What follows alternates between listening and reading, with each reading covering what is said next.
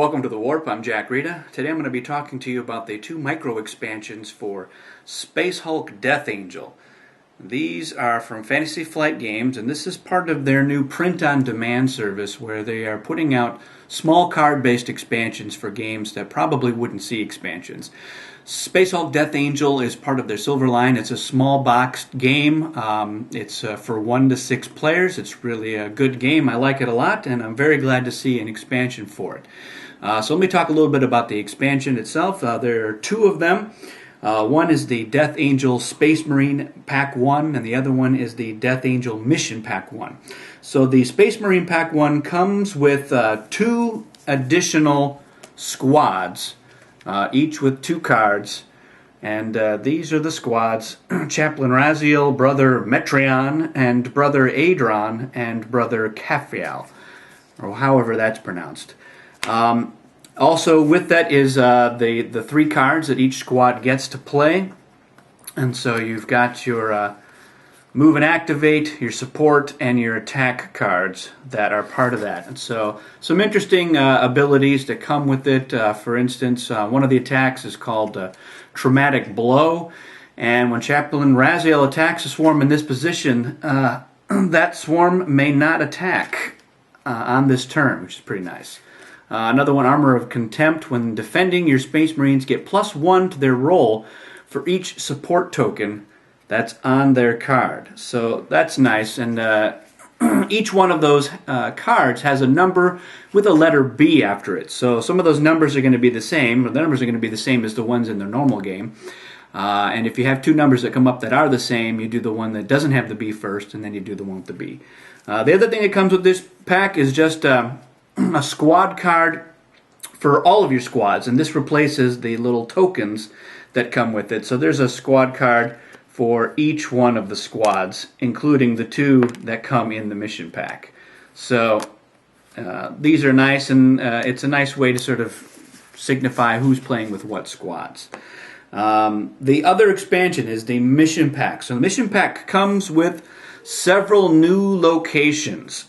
These location cards are for different setups. You have a 1A cards, you have your 1B cards, you have 1C, you have for 2 and 3, and on and on. So these have a different back art on here because they're not meant to be mixed with the location cards from the normal Death Angel game.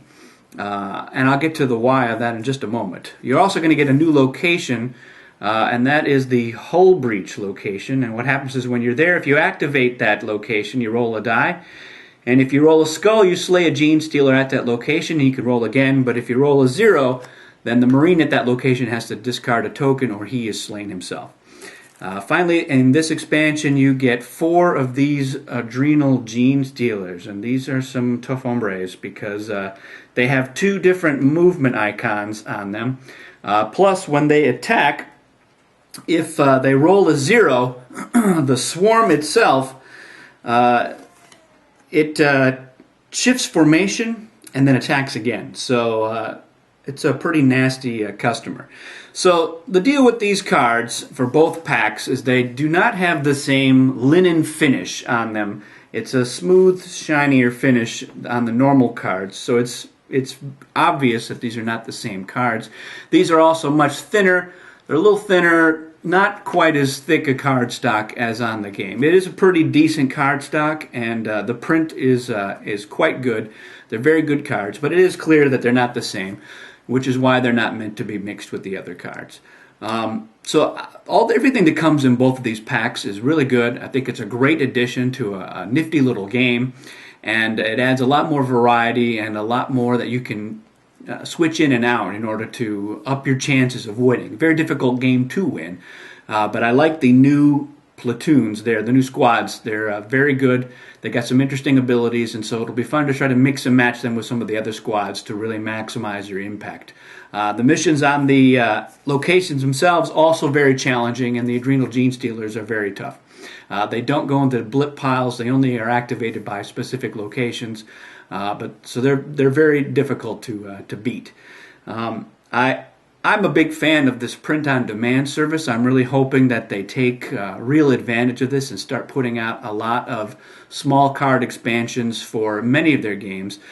Because they're only paying for what you have actually ordered, it's pretty much a win-win for Fantasy Flight as well as for fans of the games. What I'm really hoping that Fantasy Flight will do as far as the next step with the print-on-demand is to introduce an online interface that lets the fans themselves design some of the cards. And the interface would have all of the artwork and fonts built in. You would not be able to upload any artwork, which eliminates the intellectual property issues. Only the Fantasy Flight artwork they have already used and is already approved or specifically added just for the interface. If you're familiar with Arkham Horror, then you know that there's an application that a fan made called Strange Eons that lets you design your own custom cards. That one does let you upload your own artwork, but I think a Fantasy Flight version of an application like that that had all of the elements built in would be tremendous. And they could do a lot of interesting cards, and fans, I'm sure, would be happy to print out official-looking cards on that. So I'm hoping that they'll move in that direction. I highly recommend these. If you like Death Angel, you're going to love these cards from these mission packs because they're really good. They're very interesting. They do add some new stuff, and I highly approve. So go get it.